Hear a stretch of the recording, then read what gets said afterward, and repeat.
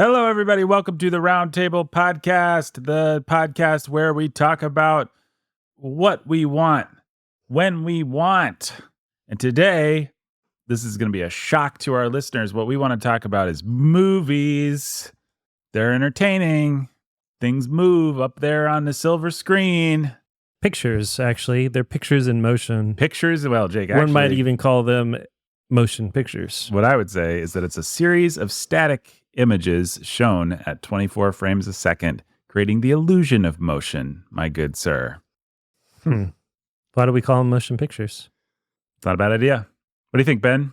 I think you guys are pretty ignorant about what you're talking about, honestly. I mean, what about 30 frames a second? What about non-standard? I was going to ask about that. I And was like, James Cameron, does he always do 24 frames per second? I don't think so. No, James Cameron does other frame rates, which some people excoriate him for. Personally, I am always a fan of high frame rate. I'm not a fan of TVs that have like the soap opera effect or the sports effect turned on. Obviously, you got to turn that off before you watch a movie. Motion smoothing. Yeah, you got to turn that crap off. I had to do Tom that Cruise on and vacation. Christopher McQuarrie have a great little informational video that they made.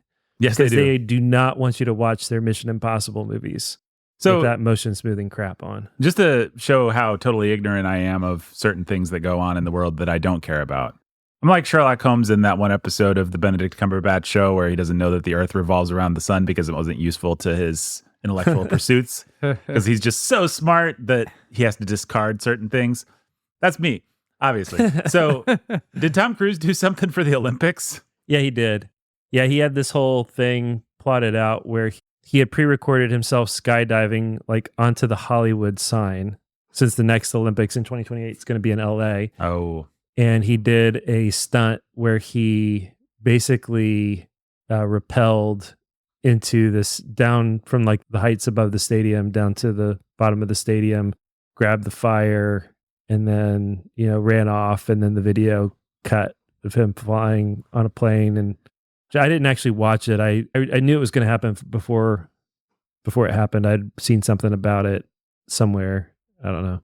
But yeah, so yeah, then I guess there was supposed to be this video of him then skydiving and landing his parachute like on the Hollywood sign, which he actually did in real life because he's Tom Cruise. That's what he does. So. Right. I had no idea. cool. When will he skydive into some dignity as an older gentleman of in between 60 and 70? Question for all boomers. Yeah, boomers. Famously, a generation that nobody has any respect or love for. I love my parents. Yeah, I love my parents too. Aw, But me too. no, boomers, they're the worst. Jake, if you'll just scoot your chair back, I think it'll pin that piece of junk. Yeah, there we go. Now it can't flop around. Should have done that earlier this morning. That'll teach it. Okay, I don't even know how to describe it. It's a window thing. What's it called? It's a curtain. It's a shade. It's a shade. Junk flopping around. Yeah, it's a shade, a flopping shade. The very worst kind. The Ghostbusters were always trying to take down those flopping shades. Anyway, Jake has it pinned, just like the Ghostbusters. Wow. All right. So, speaking of the Ghostbusters, they appear in this little thing called cinema. It's 24 frames a second. Sometimes, as Ben points out, it can be other frame rates. James Cameron has greater frame rates than that sometimes. Peter Jackson sometimes. Did you just say Andrew Jackson? Yeah, that would have made sense instead of saying Peter Jackson. No, I mean, I knew it was Peter Jackson. I just heard Andrew Jackson, so I thought maybe I think you need to get your ears checked. You made a silly mistake. Yeah. I think probably Jake needs to get his mouth checked. What do we think? There's no way of knowing. You can play it back. There is a way of knowing. There's no way of knowing. We'll never know. No one will ever know. Listener, if you could go hit that 30-second back button, then you could be the judge. But the 30-second back button. Maybe Jake was thinking of, I don't know, Andrew Jackson was a known cinephile. And, Right. important part of film history. Jake's a known money file. He likes those Andrew Jacksons. Yeah. Could be any number of things. Could be. Is Andrew Jackson a 20? What is Andrew Jackson? He's 20. Yeah, he's a 20. He's a 20. And then the Franklin's baby are 100s. That's right. And Washington's is a 0 and a 5 is Washington is one. Sorry. Yeah, Washington's a 5 0. is Lincoln, and then there's the $10 founding father. I meant the man is a 0. Slaveholder, if you ask me, wooden teeth. I'm a big fan. You like Washington? Yeah. Okay, well, you probably like America too. Yeah, mean, come on. I do. I'm a fan of America. Let's be honest. I'm a fan of the dream that was America. Oh, yeah, no, I like that. The smoldering ruin that is I don't know. Yeah, no, the lie that we live. No, I'm not a fan of that. I mean, I don't know. Well, what are we talking about? Oh, frame rates. I don't know why we're talking about frame rates. I don't like the soap opera effect or the motion smoothing. I do always enjoy when a filmmaker tries to work with a higher frame rate. I actually dragged Jake and his wife to The Hobbit Part 2, The Desolation of Smaug. We had to drive 45 minutes or an hour up to Indianapolis to see it at the IMAX in 48 frames per second. Wow. Yeah, And we did do that. we went to Red Robin. So Yeah. it was Perfect evening. Nathan's idea. Red Robin? Yeah, it wasn't mine. Well, this That is sounds part of pretty the fun. origin story for my feelings about Red Robin. Oh, is it really? Yeah, I mean, Whose think- idea was it? Red Robin? Was it Drew's? It sounds more like a Drew idea to me. Okay. All right. Because it was you and Drew and me and Amanda, right? Yeah. Okay. Drew likes his fries. Drew's a big Okay. fry guy. Yeah, so he wanted his bottomless fries. He wanted his bottomless fries. The thing about the bottomless fries is bottomless dirt is not something that you want unless you're a corpse. But I think 48 frames per second is really interesting. It does take some getting used to, but I think at the right, I wish somebody who wasn't making a Hobbit movie would have been the one to really try and debut it. Like somebody making a sci-fi, like the Avatar films actually would work really well, I think, with that I think so too. cool, like you're just there. Well, you just have to, I mean, I don't know. It's like anything else in film, right? You have to understand that the camera and your frame rate is part of your storytelling. So Right. that has to be front and center. The illusion of being present in the room with real people, as opposed to watching a visual representation. Like there's just like a dynamic change that happens that. Right, and The Hobbit was It can be very the uncanny. wrong experiment for that because you want it to feel sort of old and epic and classical. That's what you want from a Hobbit movie, and so And instead it felt super goofy. you felt like you were watching a behind-the-scenes video of the Right. set. Like, oh, it's just this all. I can see the artifice. But I remember seeing the first Hobbit film in 48 frames per second, and there were certain scenes like in Rivendell when you're just hanging out in Rivendell, and there's all like the waterfalls and everything behind them that were really beautiful and really immersive. Like just like, oh, I feel like I'm in Rivendell in a way that I never did in the old Lord of the Rings movies. And if you like Alan Lee's Rivendell, But which I suppose we might have some different opinions there. But that's why Avatar movies, something like that's trying to do hyper realistic CGI. Right. There's no point in watching Avatar like on your home video. The story's not great. All that. It's just about the immersive Pandora experience of it all. Right. And so then that's a great opportunity to say, shoot it in IMAX, shoot it in 48 frames per second, make it as hyper realistic and beautiful and overwhelming with your creative flora and fauna, that you want. Yes. I also highly recommend that people watch some clips of Gemini Man. You don't have to see the whole movie. The Will Smith versus younger Will Smith film that Ang Lee did, of all people, which was shot in 48 frames per second. And so you've got these action scenes, like these kung fu battles and motorcycle chases and stuff like that. And it is really interesting to contemplate action in that frame rate because there's no motion blur. Like we're so used to not actually seeing people the way that Move. they actually move. We just see these kind of choppy blurs, which is fine. I mean, it's what cinema's given us. It's what we're used to. I wouldn't want to And change a good it. filmmaker just understands how to use that with combine that with your imagination. Right. But if your eye sees, I think, the equivalent of 60 frames per second, it's just interesting to see something that comes much closer to what your eye captures in real life. Like, what would it actually look like to see somebody having a fist fight on top of a train or something like that? It's actually a lot different than the millions of fist fights on trains that you've seen in movies. Anyway, They should shoot Shark Week in 48 frames per second and put it on IMAX. are you saying that because they have in fact done that? No, I'm saying that that's the kind of thing that I would go to an IMAX to watch a 48 Yes. frame great white shark documentary. Yeah, that sort of thing. All those kinds Blue of whales, anything that just like Everest. yeah, exactly. Everest, Grand Canyon, anything that captures like the lifelike beauty and terror and glory of creation. That's anything like that's cool. And a filmmaker who is going to actually build a story around that kind of thing is cool. Yeah. An action choreographer who's going to understand what can be done. That's cool too. Well, the thing that Ang Lee said, the director of Gemini Man, who did a couple movies in 48 frame, he's one of those guys like Zemeckis or something who's just gotten old and just likes to do things for the challenge. Zemeckis started doing those terrible Polar Express, Beowulf kind of things just because he's clearly not, or Lucas, of course. Is the Yeah, George famous Lucas example. is the great example. Like, use his IP and his money to, hey, what would it be like to do a fully CGI battle? Right. And in all three of those cases, they produced movies that weren't quite there, paved the way for a whole generation of technological advances, but everybody hates on them for Attack of the Clones looks For like being crap. groundbreakers. Gemini Man wasn't popular. Polar Express, their Attack eyes of are the dead. Clones had to walk so Infinity War could flounder. Yep, exactly. That's right. Exactly. Absolutely right.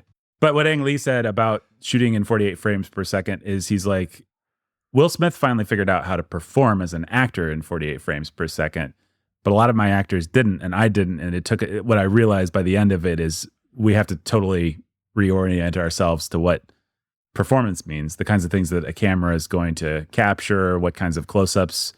If you're seeing something more analogous to the way that real people move and like, you know, minus the motion blur that you get, minus the slowdown effect that we're just all used to from cinema, it actually changes how you want to behave in front of the camera. And he said, like, no one's accounted for that. It's why you can't just flop the Hobbit movies into 48 frames per second and have that editing rhythm make sense, have those performance stuff. He's just like, actually everything. Somebody can make a great movie that way, but you have to do it from scratch and you have to solve all the problems that we take It's for just yet to granted. be done. Right. So anyway, there's that. We talk about what we want when we want. I want to talk about that, but let's talk about movies that we've seen. Jake, seen any good movies lately? I finally watched Hell or High Water. It's always ranked in the top 10 or top 5 sort of Western or neo-Western type movies. Right. You know, alongside No Country or Assassination of Jesse James or any Blood. Diamond. There Will Be Blood. There Will Be Blood. Yeah. Oh, well, I tried to say Blood Meridian. Yeah. Not yet adapted into a film. Apparently they're working on it. Oh, gross. Everybody says Tom Hardy for the judge, and I'm just like, that's that's horrible. horribly unimaginative, first of all, and second of all, just not a good idea. No, that's a bad idea. That's a bad idea. People also always used to say Duvall before he aged out. Like in the 80s, people would say Duvall, and I could kind of understand that. I can understand it, but I don't think. I think you actually need an unknown. You need a guy that can, Yeah, that he can needs to become be a star. He needs to be unknown, or he needs to be somebody who can disappear, like what's his face? Johnny Depp. Yeah, that's exactly who I was thinking of. You nailed it. Keanu Reeves too. He disappears into his roles Yeah. in a similar manner. Who disappears into their roles? I was There Will Be Blood. Yeah. Well, you need someone of his stature, not Right, not in that's- the industry, but his stature and his gravitas, his gravitational pull, his energy, his ability to command the Daniel screen. Day-Lewis. Yeah. Day-Lewis. So either an unknown or somebody with that level of gravity who can disappear into a role, and that sort of thing would be. That's what you're looking for. I Yeah, think. Tom Hardy could mumble those lines like nobody's business, but he doesn't have the gravitas. No. Just not what you want. Yep. Anyway, you watched Hell or High Water. I did, yeah. I mean, it's good. It's well crafted insofar as it goes, and it's a heist movie that kind of keeps moving, has good motion, and it's got good cast. I mean, it's just sort of like, hey, look, we figured out Jeff Bridges can play a mumbling old law dog. Let's do that again. And he's got charisma and charm and is funny, and so he's great. And then Chris Pine is a really solid actor who really has done a bad job of finding good roles for himself. The best of the Chris's, as everybody always says, and everybody's always right. Yeah, but he just never really lands the role. Or, I don't know. Like, he was good in Dungeons and Dragons, and that was, like, he's good in fun. almost everything I've seen him in, but those movies just don't seem to. I feel no compunction to see those Star Trek movies again, but if they made another one, I'd go see it. I mean, I liked those things as far as they went. He's a good Kirk, and he's a lot of fun. What was he in that I never saw? You guys didn't see. It was like a Bourne type of movie where he's a soldier. He was betrayed. a Jack Reacher, or not a Jack Reacher. Yeah. He was a Jack Ryan, but I never saw that. That movie stunk. He was Jack Ryan's shadow recruit. He fought Kenneth Branagh and was directed by Kenneth What a Branagh. dumb movie. Yeah, that movie. No, this Never was saw a more that. recent movie. It was pretty violent, but it was like he's hired as a mercenary and then gets betrayed by Is it Kiefer Sutherland that betrays him, maybe? Are you thinking of the Chris Hemsworth movie, Extraction? No. No. Hold on, I'll tell you what it is. I've seen both of those movies. I'll tell you what it is. It's not that. Every time I get a Netflix subscription for one thing, I end up watching like 5 trash things to justify it before it runs out. Yeah, I just stopped playing. There's just you just can't play the Netflix game because they never have anything. Unless it's directed by an auteur, and I mean Scorsese or somebody like that, I've just decided all Netflix movies are automatically trash. Like there's just... Like I thought about getting a Netflix subscription the other day to watch Hitman or Hitman or... The Contractor. I don't really want to see it. I never saw it. I never saw it. I saw a couple scenes and I was like, whoa, this is like Bourne if Bourne was like going to show me Jason Bourne actually kicking guys' heads in and stuff. I hear they're trying to reboot which I don't want to see. What's that? Are they? Yeah. Yeah, I wasn't really interested. Like I watched a couple scenes. I actually wasn't impressed. I was like, this seems really dumb. The only reason I know that, well, yeah, I only read that they're trying to reboot Bourne because I was in the wake of Twisters. I was reading a little more about Glenn Powell and he was talking about turning it down. He would be the obvious go-to guy. Yeah. I mean, I feel like Damon's got another one in him. I mean, Jason Bourne stunk, but you could do Old Man Bourne. I mean, if Damon was actually willing to pass the torch, which none of these guys seem to be. That's the problem. That's the whole Cruise problem. Well, but also Jeremy Renner isn't actually a charismatic guy like Damon. I am the world's one confirmed super fan of the Bourne Legacy. I think that movie rules. I still haven't seen it. I've never been tempted to go back to it. I just don't like Jeremy Renner. I don't like him in anything I've ever seen him in. I don't love Jeremy Renner either. I just thought that movie was extremely solid. I mean, it was nothing special, but it gave me what I want. What's that one movie that everybody loves? It's him and Anthony Mackie, and I just can't bring myself to go back and watch 2 Avengers be Avengers in a Iraq war movie. I just don't watch Iraq war movies on general principle. Yeah, I tend to not watch those either. Oh, you mean The Hurt Locker? Yeah, that one. Oh, I have seen The Hurt Locker. I don't like The Hurt Locker. It's gross. I mean, I don't know. It's just cynical. I don't know. It's fine. I mean, if you want to know how feels like propaganda, difficult it was for people to be bombed, the psychological toll it takes to be a bomb diffuser. Yeah, but it's also like a leftist take on our wars, which I'm not that they're... Anyway, I'm not trying to get into that. I'm just saying the movie just feels like propaganda. I mean, I would say if any word deserved it, it might be that one. Yeah. I don't necessarily disagree too heavily with anything in that movie, but yes, I agree with you. It's pretty smug and sanctimonious, and that's what I didn't like about it. And it's all that sort of early 2000s shaky cam kind of. It's very well made. It's good performances. Who directs it? Catherine Bigelow, the famous female director of Point Break and never saw that one. Zero Dark 30. Never saw that one. Never saw that one. She was James Cameron's girlfriend back in the day. Okay. And she did Point Break. Anyhow. Maybe it's a great movie. I don't know. I didn't think it was a great movie. Jeremy Renner is very compelling in it. You understand why he became the flavor of the moment, but then he never got to do anything interesting. Anyway. I think that it's not as, I don't know, it's good. It's well crafted. It's propulsive. It's got some charismatic performances, and it's got some, I remember laughing at a couple points. Like it's got some, it's not a humorless type of a thing, but also I don't really feel much affection for it or desire to go back to it. I tick that box. That's kind of how I feel. So not too much to say about it. It's just in that same vein of, I don't know. I'm interested. We talked earlier, about, it's written by Tyler Sheridan. He's written a lot of. He's the Yellowstone guy. Yellowstone, Sicario, and some other stuff like that. He's written. Yeah, and I haven't. I've not seen Yellowstone, and I've not watched Sicario, which is a Denis Villeneuve joint. Sicario is everything I hate about Denis Villeneuve. Just humorless. So self-serious and so like. Did you realize the world's a little bit worse than you thought it was, bro? I guess there's nothing that offends. The thing I've realized about myself, I guess you guys probably already knew this, but the thing I've realized about myself, I cannot abide a 3-star movie that thinks it's a 5-star movie. To me, a 3-star movie that thinks it's a 5-star movie becomes an automatic 1-star movie. Whereas I think a lot of people are like, well, in point of fact, it was a 3-star movie. It was a 3-star movie. And I'm just like, but it's putting on airs. It thinks it's a 5-star movie. It deserves our spite. And other people are like, who cares? And I'm like, but it needs to be punished. It tried to punch above its weight class. It tried to move castes. It needs to be put knocked down to beggar cast. But for that reason, I think I've stayed away from Taylor Sheridan because I feel like his whole oeuvre is probably a little bit that.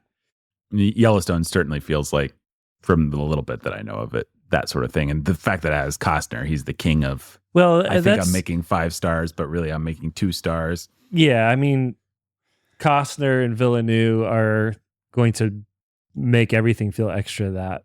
And so I don't know. I think probably Hell or High Water is, without having seen the other things, probably his best entry in the whole thing. I forget already. We talked about it earlier, but I forget who directed it. But I don't know. I think both Bridges and Pine, and then the dude that plays the brother, Ben Foster, they all brought a lot to their roles, and a lot of charisma and charm and warmth and humor that they were allowed to give to their performances. That it is a little tiresome to see Jeff Bridges play the same character 5 times. And he's had a spate of, he was so good in True Grit, and then everybody's like, "Oh, would you like some money to do that again?" Exactly, yeah. There was that silly the problem Men in is, Black the problem ripoff. is I never saw it, but what was it called? It was like the most trash-looking movie, R.I.P.D. or something. Oh, I think maybe it was with Ryan Reynolds. Yeah. That's I never right. saw that. No, I don't even remember that exists. I forgot about that. Well, this is him playing just sort of like John Wayne. Like, well, I'm going to be Rooster Cogburn, but this time it's going to be the 2010s. But I'm still going to be a marshal, and I'm still going to mumble and slur and make jokes, and I don't know. That seems close to his real persona, or at least the persona he likes to present to the world. So I suppose I can't fault him for the fact that people enjoy it and he wants to do it a bunch. But yeah, it does. Yeah, it is enjoyable. Like, he's good at it. Like, it's hard to fault him for doing something that he's good at, right? But it is just sort of like, hey, we had a winner here. And I don't know. Tommy Lee Jones does the same sort of thing, and he's good at it, and nobody resents him for it. Yeah, that's true. So, which only comes to mind because No Country's in the same similar vibe, but right. It's not as bleak. Yeah, yeah. I don't mind people with personas plugging them into projects. We've talked about that recently on a podcast. Yeah, I don't know. Maybe I'll watch it sometime. There's a lot of things to watch. Yeah, you should probably just skip it. Maybe I'll skip it. I decided to skip it. Yeah, keep skipping it. I don't think there's any reason. I don't think there's a compelling reason to go see it or to put it on. It just felt like a hole in that. I don't know. It's just been on that. I ride waves. I have themes. So I've been filling up the neo-Western, more or less. Well, this isn't maybe quite the same thing, but it has some similar elements. Nathan's seen it. We've talked about it. Maybe not on mic, but did you ever see Out of the Furnace? No. Christian Bale, Casey Affleck. No. I'm a huge fan. Even though I've never gone back to it. And Nathan and I have talked about whether it's actually a really good movie or not, whether there's really anything to it. But for some reason, so it's this movie where, well, let's see, how much will I spoil? You've got the similar elements would be desperation, like Christopher Bale's the older brother, his younger brother, Casey Affleck, is getting into gambling trouble. Mm-hmm. So he goes off, he deploys as a soldier. They're both in a small town, pretty poor. Yeah. Younger brother goes off as a soldier, comes back. Now he's still a gambler, but with PTSD. So he's just even worse. Yeah. And Christian Bale's an alcoholic, and their dad is dying, and he's got a girlfriend that he sleeps with and wants to marry. But then stuff just goes from bad to worse. Yep. For them. And Christian Bale ends up going after this really evil dude. Woody Harrelson is like an Appalachian drug dealer kind of a guy. It's all this sort of desperation feeling, and everyone just plays their roles to a T. And I don't know, I just think it's kind of great. It feels like it's giving you something real about how people are, how they act, how they take justice into their own hands, even in ways that are foolish. Feels like it plays fair with all these secondary characters. You got Willem Dafoe thrown in there as a bar owner who kind of gets the raw end of things as Christian Bale goes out vigilante style after Woody Harrelson. And Nathan, I remember saying to me, like, yeah, I watched it and it was good in its way, but what is there? Does it have anything to say, really? That's what I remember you coming to me with. I just pulled up my notes on the movie. Oh, and nice. Yeah, I did not like it very much. I guess I thought you liked it more than you did. Well, in some sense. I don't know. Maybe I was being nice. Maybe you were. Me and Ben usually, I mean, we're we're very different people, but we have finish each other's sentences. We have yeah, we're very different people, but we're exactly alike in all of our tastes. No, I mean, you've recommended any number of movies to me over the years, and usually I'm like, that was great, or there was something there. Yeah. It's true. Usually we're on the kind of the same wavelength. This was the one total swing and a miss of a Ben recommendation movie for me. I apparently thought that it was a Daily Wire movie of the week, except for the high caliber cast. Completely pointless, dour, contrived, not a lot to say about what happens. So I'm not trying to take the air out of your balloon. Oh, go ahead. No. I really did not like the movie. But what Ben just described was the most awesome movie. Like when you hear that cast and everything and the basic sort of setup of stuff. Yeah, I don't know what else to say. I haven't gone back to it in 10 years, so I might go back to it and be like, oh man, it's like going back to Batman Returns. It's one of the most depressing things you could do to yourself. But I just remember feeling like it just worked scene by scene. It gave me something. It gave me characters. It gave me handles. There's some point, I can't tell you what it is, but it's a movie with some kind of point. Yeah, it's coming back to me. I think it felt like a Greek tragedy as opposed to a Shakespearean tragedy, if you know what I mean. Mm-hmm. Like there's a certain kind of story where it's a tragedy because the gods have decided that these people are going to suffer and things are going to go poorly for them. Mm-hmm. And then there's a certain kind of tragedy where it's like he had a chance, but he made a bad choice, or maybe sometimes life is like that, but it still feels like the actual tragedy is that things could have been good. This was more the Greek style of just like, that's helpful. Yes, here in this blue collar noir northern middle America world of depression and no money and everything, like basically the odds are so stacked against us that we don't have a chance. And so there you go. So it's like you see the plot outline where there's like the rise and fall. This to me just kind of felt like a straight line. Like, he's already doomed and he's still doomed. And what do you know? He's doomed. Well, in that sense, Hell or High Water is more Shakespearean and I think better, just much more fun in how it's structured. I think most of what you see in the trailer is in like the first 10 minutes of the movie. We don't have a setup. We're just robbing the first bank from the opening scene. And then we're putting it together. We're understanding the backstory as they go. But it's not a lot of exposition. It's a lot of 2+2. And it's just the parallel of the robber brothers and the ranger and his partner, and as they try to figure it out. And the movie wants you, if it has like a morality to it, is everybody a good guy? Is anybody a bad guy here? And at the end, I think the Texas Ranger makes his point. Jeff Bridges, what happens is... What do you say, spoiler alert? Yeah, spoiler alert. So I'll just spoil the movie for you.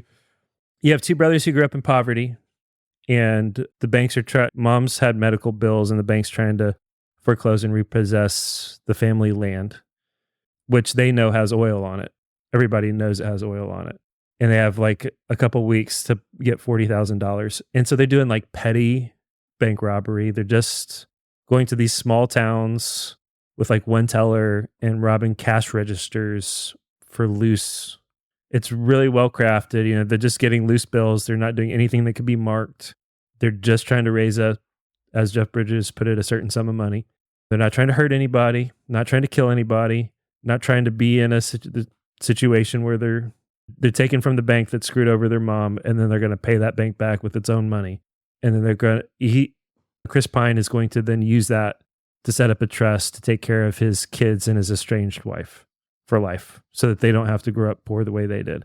His brother's a loose cannon who killed the dad that beat him, or stepdad, or whichever it is. It's not even entirely clear. And went to prison and got out and has been involved in other things and just has a death wish. And so he keeps doing things to escalate things or make it more risky, and eventually gets them in a situation where he goes off on his own to create a standoff so Chris Pine can escape. And then he, kills some of the guys, including Jeff Bridges' partner, and then Jeff Bridges kills him. And then you have the standoff at the end where the dude shows up and Chris Pine's like, I didn't kill anybody. I've never killed anybody in my life. Jeff Bridges is now retired. And he's like, yeah, you did. He's like, you killed everybody, including your brother, the day you set this in motion. And I'm going to get you because you deserve it. And he's like, Chris Pine's trying to play like, did you ever have a family? Like, but Bridges is like, my partner had a family. He had a big family. He's dead now. Who's taking care of them? And so all that Chris Pine did throughout the movie that feels sort of like, he was Robin Hooding the situation, feels pretty hollow actually by the end. He end up kind of and he gets nothing out of it, and he has his own death wish, and he's ready to like have the fight and get himself killed by Bridges. And Bridges psychoanalyzes the situation too. He's like, it was always going to go this way with your brother, and you knew that. You're smart. Like, I know that you're the one that ran the operation because there's no jet ski, there's no boat, there's no, like, you haven't changed how you live at all. You're the smart one. If it was your brother, he'd be spending every bit of money that he took away so that he'd have an excuse to go do something like this again until he got himself killed and took down he just thought it was fun. And you took advantage of that. You took advantage of him. You killed him and you killed my partner. So I thought that was kind of cool. Yeah, that sounds good. But it did have that sort of like Chris Pine wins, but he loses. He loses. Yeah.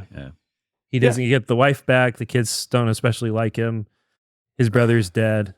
All he has is his brother's mangled hat that he's now wearing at the end. Yeah, it sounds good.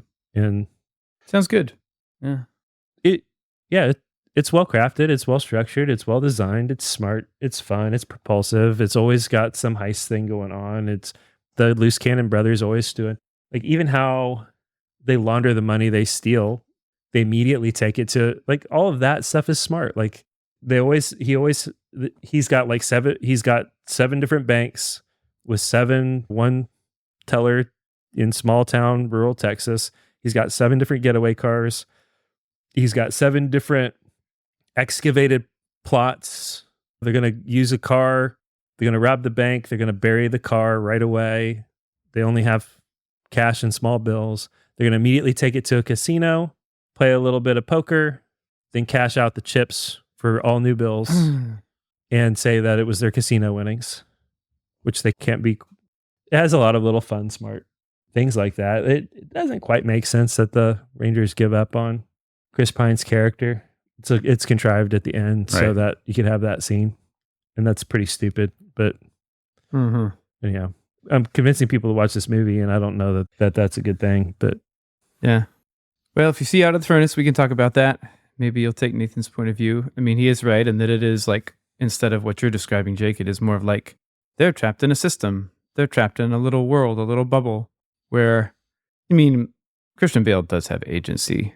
He actually makes a lot of bad decisions, but yeah, he does. It's like, he actually drives things along a pretty dark and violent path. Right. And then in the end, spoilers, he's left all alone. And for whatever reason, it just felt like, man, this is just how people are. This is like how this world could be. Like, this guy feels trapped. You like him even though what he's doing is wrong. I don't know. I liked it on a lot of levels, just like some slice of life kind of revenge thriller that's functions more like a slice of life melodrama than a regular revenge thriller in its way. Yeah, well, maybe that's another reason why it didn't do it for me. I'm not a big slice of life guy. I like grand gestures and flamboyance, but it felt grand. It felt crazy to me. Not to me, because you had the whole Appalachian drug dealer thing. A lot of weird, like a gross suspenseful world. You just had, I don't know. It did feel other, like his world to me felt other. Just like, I don't know if it's a real window on that other world of his poverty life, but felt like it. I don't know what to say. I don't know what to tell you. I don't know what to say to such point of view. All right. Well, did you see any good movies lately, Ben? About Man Who Shot Liberty Valance last week. We did. What else have I seen? I started a movie that's not finished that I think, we'll see if it sticks the landing. And I don't remember how I found it. Ever heard of the French movie, The Well Digger's Daughter? I've heard the title. It's been made twice. Nope. Like 1940 or something, and then more recently. So we're watching the more recent one. And who knows how I found it. I think when I found it on Google, Google was like, this is a romantic comedy. So I was like, sweetie, you want to watch a romantic comedy? Well, Ben, it features the mage from King Arthur, Legend of the Sword. That's why you found it. She's great. And then we're watching it and we're like, it's this gut-wrenching movie about shame. It's not a romantic comedy at all. And it's really good so far. We're not done with it. I don't want to say too much more. Tell you next time. All right. I watched Willow and Labyrinth. You're hungry for that. Jim Henson, Creature Shop, George Lucas, magic 80s vibe. Well, I recently watched Arnold Schwarzenegger's Conan movies, which I wouldn't necessarily recommend. But yeah, I guess I'm in a brown, drab, 80s sword and sorcery kind of a mood. Jim Henson's Creature Shop doesn't hurt anything. A little bit of George Lucas magic. And those were just kind of a couple holes in my pop culture. 90% of our generation grew up with those two movies. Yeah, every once in a while I try to watch something. All right, let's see why no one cries in baseball. You know, let's see. I don't care about this at all, but it's a touchstone for people. So I watched those two movies, and it turns out I don't care about them at all. But I understand, I guess, why Labyrinth is a touchstone for people, because if you saw yourself as a kind of dreamy fantasy kind of person, or if you are of the right generation to be in love with attracted Jennifer Connelly, by Jennifer Connelly, which I suppose I am. But how old is she? Jennifer Connelly, she's a little bit older than us. She's got to be older than us. She was Tom Cruise's chick in She was born Maverick. in 1970, so that would make her 14 years older, so she's 54? 54 years young, Jennifer Connelly, yes. I mean, I always liked her in her early 2000s run of serious woman who cries in movies like Ang Lee's Hulk or Beautiful Mind or any number of things. I always liked Jennifer Connelly, but she's aged very gracefully. She's aged very gracefully enough that Cruise was willing to accept a woman of her age to be his beau in Top Gun Maverick. Thought that part was really poorly written, but you know, she was fine, minus her dead eyes. Anyway, I did rewatch that movie recently, by the way. Just thought of that. Well, we both watched Jennifer Connelly movies. Anyway, Beau is always a boy. I'm just gonna say his bell. Okay, well there you go. Got egg on my face. Yeah. Labyrinth stinks. Did you guys ever see Labyrinth? I saw it. I don't know. It was like in college or something like that, and somebody was like, "You haven't seen this? You have to watch it." So I did, and that was the one time I ever watched it. Did you feel that was enough for me? Yeah. Nope. I had no patience for it. I did not appreciate it, and I didn't care. Have you seen Labyrinth, Ben? I saw it as a teen, high school, I think. Did not you like it at all? It's just a bad movie. It's tacky and gross, and yeah. I mean, it's all about like her becoming an adolescent, her sexual awakening, basically, as a whatever-year-old girl she is. And then you have David Bowie be the... Yeah, David Bowie is the avatar of her longing. He plays the evil, dark prince of the elves or something like that. Hey, he's got the famous song, you know, Babe with the Power. He's Power of Voodoo. Voodoo, you do. Do what? Remind me of the Babe. But it's really awkwardly caught between being a fable and also being incredibly on the nose about, like, you can't be half metaphor and half just the thing. You know what I'm saying? Like, you can either represent longing and sexual desire, or you can be a character who is those. But the movie kind of wants its cake. Yeah, it's just really weird and icky, and you're just like, Jim Henson. Yeah, you were a weird hippie, and I always forget about that because he directed the darn thing, if I'm not mistaken, or if he didn't, his fingerprints are all over it. Some of the Muppets are cool, I guess, but I mean, I hate to say it. I don't know. I would have taken some CGI or something. Like, I understand the artistry and the everything that goes into it, but at the end, you get this kind of muddy, drab, yucky movie. So I don't know. The less said about that, the better. But I also watched the muddy, drab, equally uninspired Willow. So, yeah, uninspired is a word that I think is worth talking about with that movie. So I grew up with Willow. Right. I don't know. I'm sorry. I interrupted you. No, go ahead. The only the uninspired thing about it is that Ron Howard makes everything that could be inspiring boring and stupid. I have so many vivid images and ideas from that movie. In my mind has this whole world of really cool ideas behind it, but it is a boring, stupid movie. I don't know. Like it feels like a movie that could have been. And I get it. Like I get that it's just George Lucas saying, "What if I did Lord of the Rings?" But not. I don't know. I don't know. Yeah. Did you grow up with Willow, Ben? Man, over and over. Over and over. Okay. Yeah. We had a copy recorded on VHS. I just remember seeing it over and over. We wanted to watch it over and over.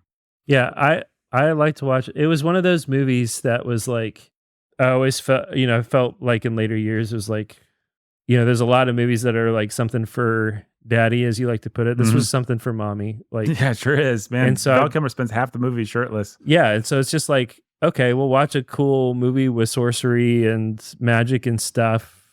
And I'll get to watch Val Kilmer be shirtless. And so we watched it a ton at my mom's house growing up. And I think that was big. I think that was it. And I don't know. Yeah, it's a deeply unpleasant movie. Mad Mardigan.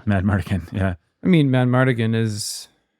Everyone's like mean and nasty to each other, and there's all these poop jokes, and there's just the brownies constant, are gross. There's constant grossness. It's like it's shoving it in your face the whole time. The brownies are the little like Kevin Pollak Yes. people. Yeah, that was obnoxious. Absolutely. Everyone's obnoxious. Well, the famous Elora Danen. Yes. Oh yeah, you got like the bully mayor guy or like the Yeah, townsman that's Willow's adversary or whatever. Yeah, then you got the old Merlin character. Wizard guy. Yeah. I mean, the famous story with Star Wars is that George Lucas had an editor that was editing the movie in a very traditional type of way, wide shot into close up into medium shot, whatever. And he took the movie away from that editor, tried to get him to do it differently. That editor wouldn't. He fired the guy. He brought in another guy and edited it himself essentially and made it really fast, really dynamic, cut out lots of scenes that are now famous Star Wars Something like lore. that would have made this movie awesome. Well, yeah, that's exactly it. It's just so slow and so stately, and there's so little energy to any of it. I mean, the choreography of the fight scenes and special effects is mostly pretty bad. It's an interesting study in, as Mark Twain says, the difference between the right word and the almost right word is the difference between lightning and a lightning bug. It's like you see all the George Lucas ingredients there, which is to say all the Joseph Campbell ingredients, but they're all just fine. The pieces are in place. I think the world building is actually really great and really cool. Maybe I'm crazy, but just in my mind and my memory or my childhood imagination. I mean, it's hard for me to say because I just wasn't into it. Yeah. I mean, it didn't seem like anything special to me. You got an evil witch, you got the good witch type person, you got some little people. I don't know. It felt pretty transparently Tolkien mixed with Wizard of Oz, mixed, like all the reference points. It's more pagan. Yeah, but not pagan in like we're not seeing any really cool, interesting old gods or feeling anything particularly enticing. The lightning blood ritual stuff. Yeah, that stuff. I remember feeling more queasy about that stuff. Wizard duels and the fact that they're going to sacrifice the child. It's a little more. Yeah, but she's never. I mean, again, I could see how bound up. The way that she's bound up. Yeah, I think that there's, as a kid especially. Yeah, I can see it working for a kid. As an adult, it's just like character with the skull mask. They got that cute little tyke, and they like every scene they'll cut to the kid having a cute reaction shot, squishing a little nose or whatever, playing with the Val Kilmer, stuff like that, and it's just like, yeah, he's going to give her that root. Willow's gonna hate it, right? But it's so saccharine and adorable, and you're just like, it's a little bit like the criticisms that people make of the Ewoks. They're gonna go shield surfing. Is there shield surfing? I'm trying to remember. They're more or less sledding. Yeah, I mean, yep. and Val Kilmer just felt terribly miscast, or maybe not even miscast, but just like it wasn't what he was interested in. It was like an early role where he knew as well as anybody, you're hiring me to take off my shirt, and this really isn't the kind of thing that I like to do. Or and Val So Kilmer, my job's to just be sexy. Okay, fine, whatever. he's bad as Batman too. Val Kilmer is he's a character actor trapped in a leading man's body, or he was in that era because he was so great. Obviously, everybody loves him. Most of all is Doc Holliday, which is a big, juicy character part.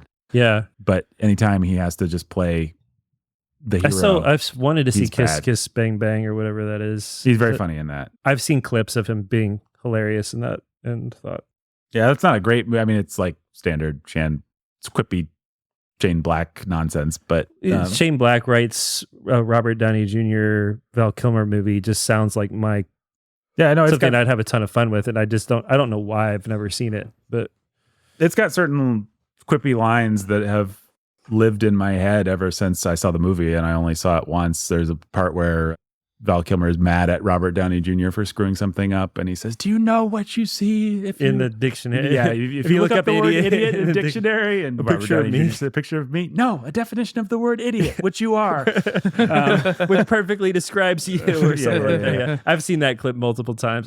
Yeah, I love that. I love that scene. It's got a handful of great Shane Black moments like that. That's a very Shane. That is what you love about Shane Black. That's what I love about Shane Black. Right. I mean, it's kind of the same as whatever that Russell Crowe, Ryan Gosling, Shane Black movie was. The Nice Guys. You get some quips and probably some gratuitous nudity and a nice LA cop kind of thingy. The dumb man. Why does Shane Black suck? Because he's so awesome. I mean, it used to be that his brand of suckage was the kind that they paid millions of dollars Big bucks just for. to buy the script. It's because, I mean, I don't know. People just don't care about dialogue anymore. Yeah. And the fact is that's all. It's like all he cared about. He was good. I mean, he's really good at that. Like he satisfies so much of that modern version of. I mean, this is a really horrible comparison, but a modern version of like Philadelphia Story type of like actual good banter and dialogue that's not contrived and stupid. And just what I love about Shane Black is I'm going to watch a movie that he's written and he's going to subvert some expectation. I'm not going to see something or some line coming. And it's just such a rare thing. I get so high off that sort of thing. My contention has always been that movies with dialogue that sounds quote unquote written are actually closer to the way the dialogue works in real life than movies that are intentionally banal in a way that we accept as real. People are very colorful, very interesting, and very accidentally self-revelatory. It's not that everybody's always coming up with great zingers all the time, but I actually think even when people are boring, they are boring in such an interesting way. Like the way that a real person in real life chooses to be boring and what it says about them and the words that they use is so endlessly fascinating. And a movie like Casablanca, that's just like the most written, everybody's got a quip, actually comes closer to capturing that about human behavior than some Oscar winner that just has kind of. Even if none of that's true, which I think you're 100% right about, don't we go to the movies for entertainment? Well, yeah, that's the other thing. Make it entertaining. Write a script with dialogue that's entertaining. Mm-hmm. Yeah. That's enjoyable. Well, it's like you people watch Shakespeare. People didn't actually talk like that. Yeah, who cares? Who We cares? have the greatest author. It's awesome. I wish people talked like that. Yeah, it's like why people like Aaron Sorkin movies. I mean, you say what you want about him. He's going to give you dialogue. Like, I don't know. Yeah, it's what I mourn about the prequels most of all. George Lucas could have just spent some money on dialogue. And it's actually a great place for it because it's all nonsense and who cares? And they're all Just have talking a in these writer who quasi sort of cares. platitudes. Like it's an excuse to actually go Shakespearean. You can actually do lines like Star Wars occasionally does, like this is how democracy dies to the sound of thunderous applause. Like Yeah. it should be that in every scene. Yeah. Like if you're going to be elevated, then and you have an excuse to sort of go in the direction of silly elevated, then just go for it. Don't be banal Right. about So it. long as we're doing high cinematic opera, like eat it up, man. Right. Which a character like Yoda does is sometimes at his best. But all that has nothing to do with Willow, a movie with very boring dialogue. Want a well-written fantasy movie? You're gonna have to go to King Arthur, Legend of the Sword. King Arthur Legend of the Sword. Well, hey, at least King Arthur Legend of the Sword, you could say it's a swing and a miss, but it's swinging. It comes out swinging, that's for sure. It swings, it connects pretty well. I still keep finding myself tempted to almost click on Gentlemanly Warfare, but then I watch a little bit of the preview and I'm like, oh no, this looks horrible. That looks horrible. Guy Ritchie does actually like cleverness. His dialogue may not always be great, but he's going to give you something. He's trying for something. Yeah, there's some that's intelligence. the reason. That's the reason. It's just like, look, Guy Ritchie is a guy who actually cares about his movies. Yeah, and it's sort of like what we've said even about Zack Snyder. It's like you can hate Zack Snyder, you can think that he's a bro hack, but Zack Snyder really cares about everything that he does and is gonna imprint himself on his movies. And so I don't know, at least he's a guy who thinks he has something to say. And I don't know. Yeah, it's Ministry of Young Gentlemen Warfare I couldn't enjoy even as a guilty pleasure because I just know they're murdering me every time they murder one of those Nazis. Like, that's right. I just know that it's it's fun to kill Nazis.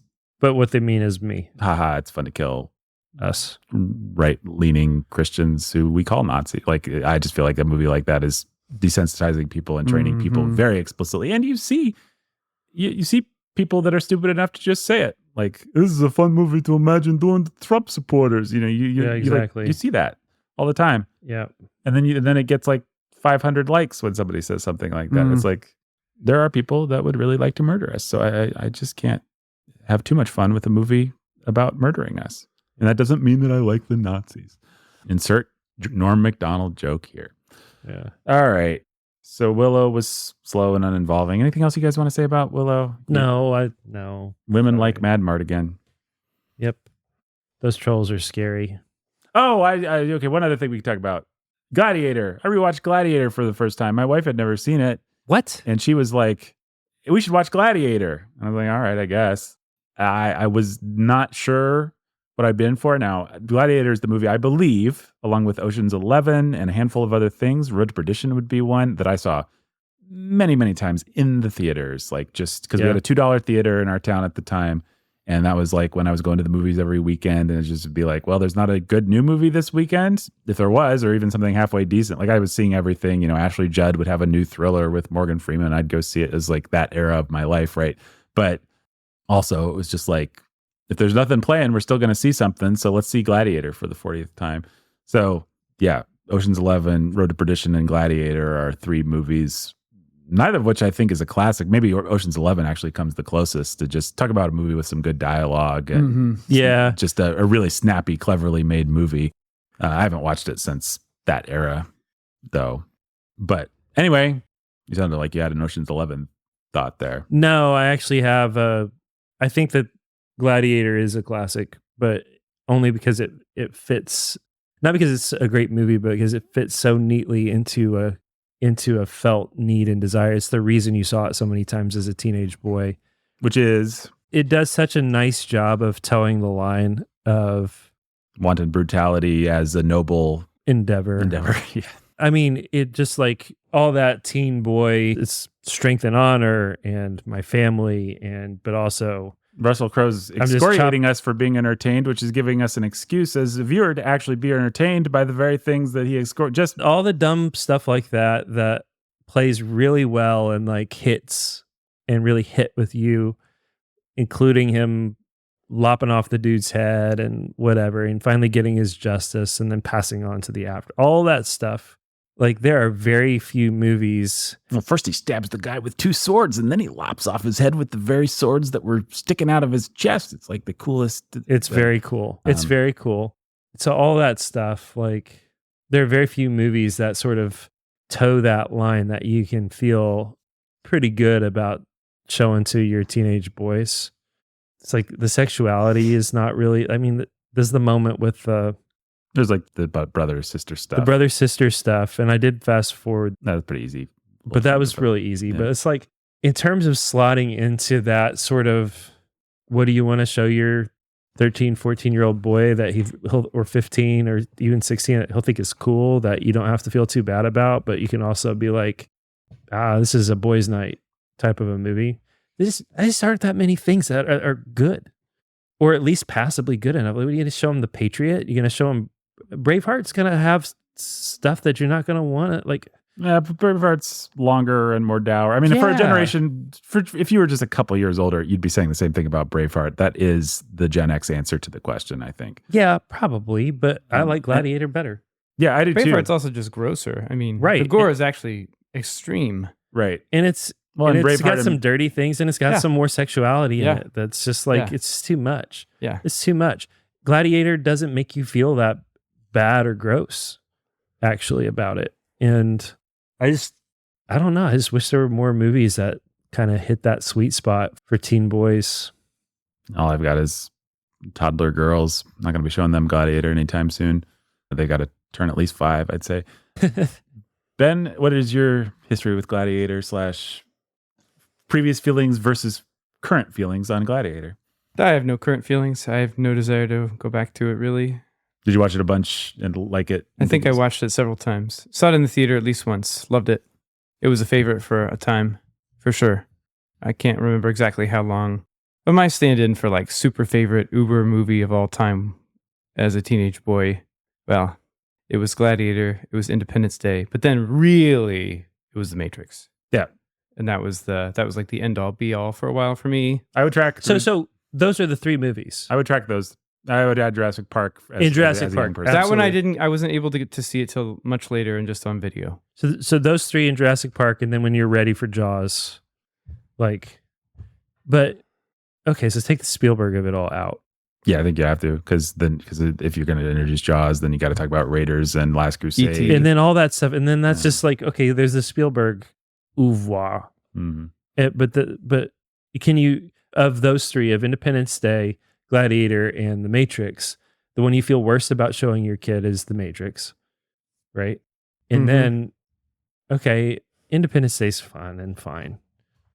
Independence Day, you can show him while he's still a kid. Gladiator Right. has a little bit of that spice of, now you are a man, my son. Right. Put away Independence Day. It's Gladiator time.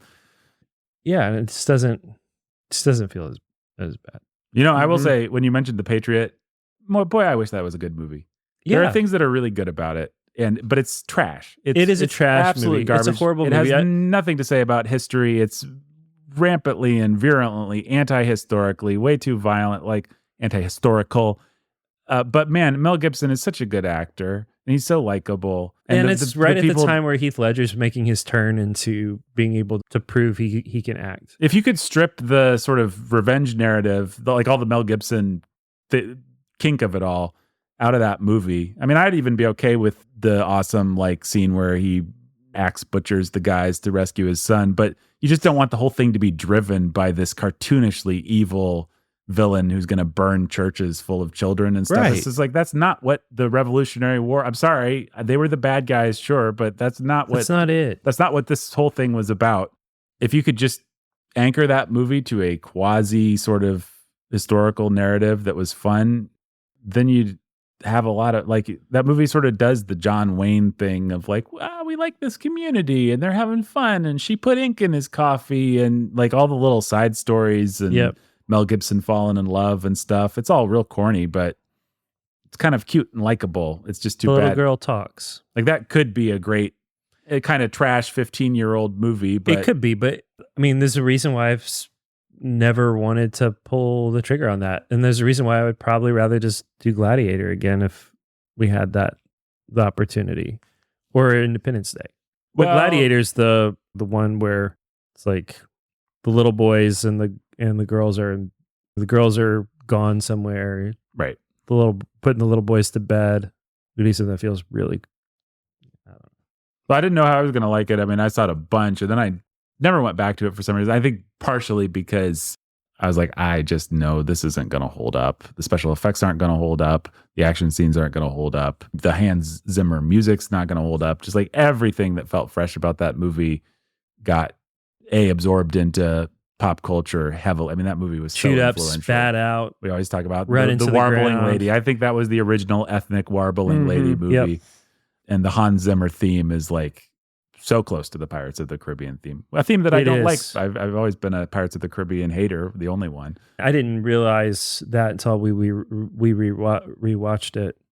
I mean, It he is likes so that. close. They talk about it on a podcast that I like, The Art of the Score, that Hans Zimmer just loves Just that recycled particular it. chord progression. Yeah. He uses it for The Rock. He uses it for all his sort of militaristic action and movies. Pirates was actually not technically Hans; it was one of his proteges who stinks. Yeah, it's part of his factory or whatever. Yeah, by proxy, it's him. It's very much him. So anyway, going back to it, I was just like, I don't know what to expect, and I think maybe I'd gone back to it once as an adult and maybe not had a great time.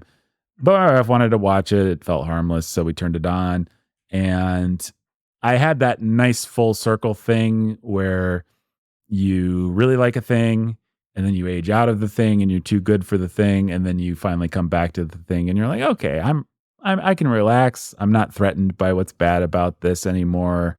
I can just enjoy it for what's good about it. And what's good about it primarily is, of course, Russell Crowe.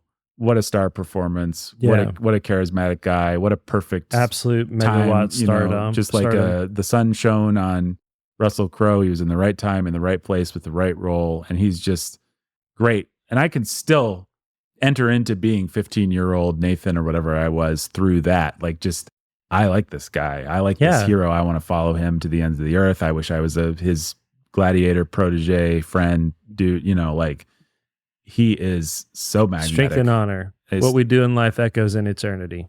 Right. And he, like, you believe it.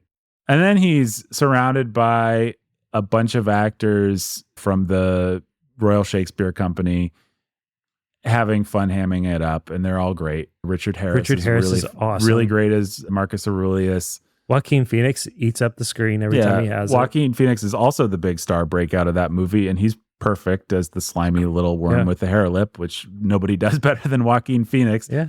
But that was the first time. The sister leaves something to be desired. You could have a more charismatic woman in the movie, but it's not a woman's picture, and they didn't feel the need, unlike now, to stick make a woman gladiator or something like that. So yeah, just in terms of just purely following a star, like watching Robert Downey Jr. in Iron Man for the first time or something like that, you can still enjoy the movie just on that level. The story is passably okay and fine, and yeah, basically I really liked it and had a lot of fun with it.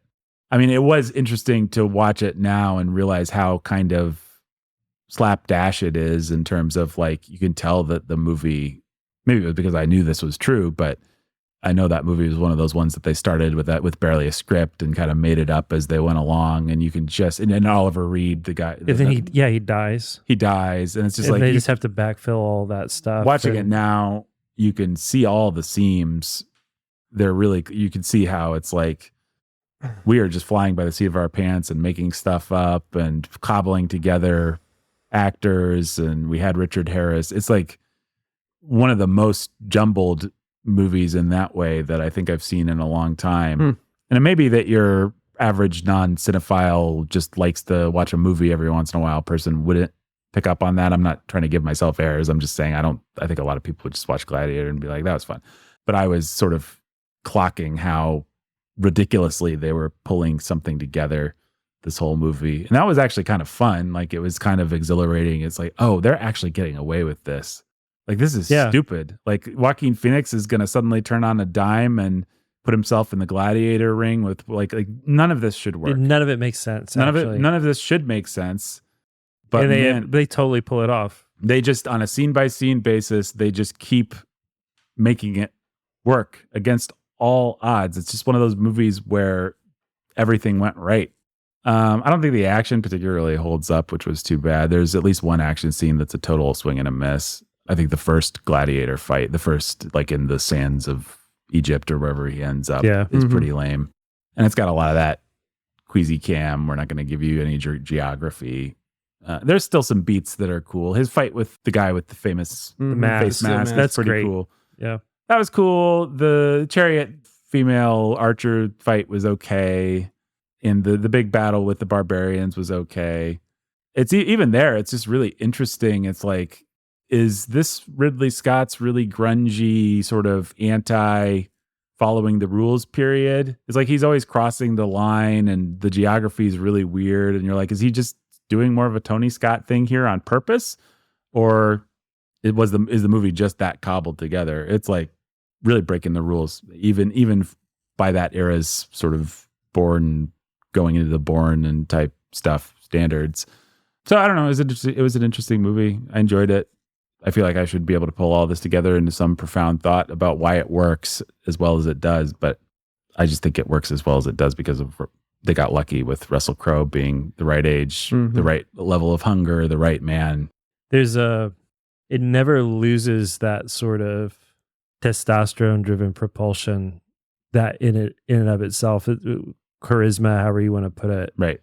Just sort of like, you can't take your eyes away kind of thing. And some of that just has to do with Russell Crowe being in his moment. Well, I guess if I had any profound thought about it, it's that we are not allowed to have movies with a male figure just carrying the movie like that anymore. And it's really too bad because as a middle-aged male myself, I would love it. I would love some representation. Well, and that's where, exactly. And that's where like the only person who's seemed to try to toe the line enough to give us something approximating that is Tom Cruise. And he's like 65 years old or 64 years old. Yeah, Tom Cruise movies are fun. He's 62. I think he was born in 62. And so that makes I think he's 62 years old. But still, it's like if the dude would do that and hand it off to Glenn Powell or Miles Teller, or he doesn't actually allow he doesn't have a cast of younger, charismatic people. In fact, he squeezed them out of his Mission Impossible franchise, like Jeremy Renner or whoever. But the Top Gun movie had that, right? And he still had to squeeze him out of the spotlight. Well, I would very gladly pay lots of money to go see a new movie about a 35 to 40-year-old dude that is very competent and heroic and fights bad guys. Yeah, that'd be cool. With a charismatic lead star embodying everything that I wish I was. That's why I like movies, and they don't make that for me anymore. And that's obviously an exaggeration and hyperbole. But not of the Sword. Yeah, with Legend of the Sword existing, how can I? But even Legend of the Sword, it's not that hyperbolic. It really is just like if movies are, if any storytelling has a potential to be ennobling and in an aspirational way, like why don't they?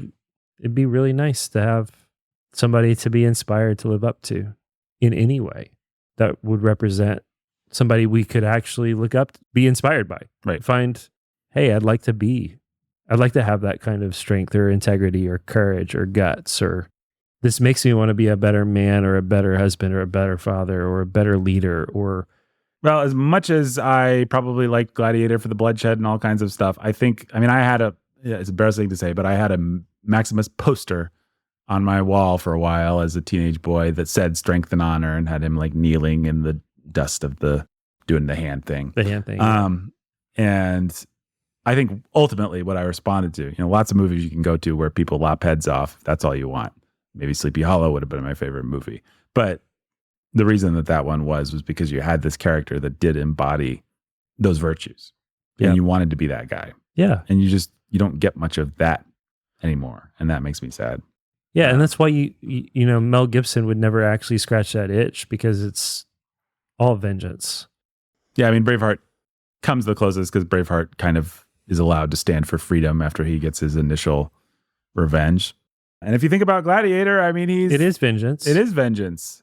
But somehow Russell Crowe is just such a dude and he has such a nice fatherly air to him that you're just like, oh, well, of course he's doing it for all of us. For Rome. And for freedom. For the dream that was Rome. Which makes no sense. Okay, he stabbed this guy. Hey, Rome now has democracy again. Great. And they just assert it. It's so stupid. It's a pretty dumb knuckleheaded movie. Yeah. But the other thing that occurs to me, Howard Hawks, the great film director, said a good movie is 3 good scenes and no bad scenes. Gladiator has 3 really good scenes. You've got the Marcus Aurelius conversation, which is just a really nicely written scene. Yeah. with two great actors and Richard Harris giving a nice old man performance.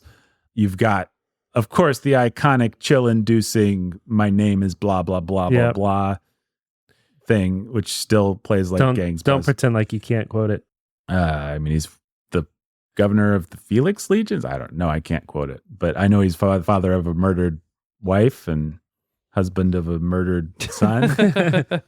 And he'll have his revenge in this life or next. I could have quoted it at some point in my life for sure. You've got that. All right. I said it had 3 great scenes. I don't know if it has another great scene actually, but it's got at least 2 great scenes. And that's 2 more great scenes than a lot of movies have. Maybe you could cast one of the action scenes as a great scene. I just got done Or saying you could cast any number of Joaquin Phoenix scenes, maybe. And Joaquin Phoenix does have a lot of fun doing the whole "I'm terribly vexed" sort of gay Roman emperor thing. Gay incestuous Roman Empire. And I would say, unlike The Patriot, that movie, as dumb as it is, does hew close enough to history to not just be... It's not misidentifying the basic character of the times and the conflicts. It's just doing a very silly version of them. But basically, Marcus Aurelius was that guy. Basically, Commodus was that guy. Commodus was, in fact, murdered by a gladiator slave. He just didn't do it in a dumb match in the Colosseum. You know, it's like... It's doing the dumbest possible version, but at least it's like, well, yeah, the Senate was falling apart and the emperors were corrupt and incestuous, and Marcus Aurelius did think of himself as a philosopher, and Spaniards like Russell Crowe would have been in the army. Part originally intended for Antonio Banderas. Fun fact. That's why they call him a Spaniard, even though no one's ever been less of a Spaniard. That's an amazing thought. All right. Anyone got any other thoughts about anything, Gladiator or otherwise? No. Nope. All right. Goodbye, folks. Goodbye.